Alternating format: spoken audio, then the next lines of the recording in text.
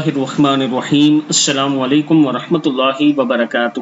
جو شخص بستر پر لیٹے اور یہ دعا پڑھے، رات کو دیر تک یہ ذکر کیا کریں، رات کو دیر تک اپنے بستر پر لیٹیں اور یہ ذکر بار بار کیا کریں، اس کا آپ کی زندگی میں بہت فائدہ ہوگا، ایک بڑی تبدیلی آئے گی جس کا آپ سوچ بھی نہیں سکتے۔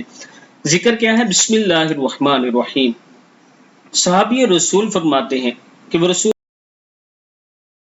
وآلہ وسلم کے دروازے کے پاس سے گزرتے تھے اور رات کو بڑی دیر تک آپ صلی اللہ علیہ وآلہ وسلم کو یہ کہتے ہوئے سنتے، سبحان اللہ رب العالمین۔ کیا ہے؟ سبحان اللہ رب العالمین، پاک ہے اللہ جو تمام جہانوں کا رب ہے۔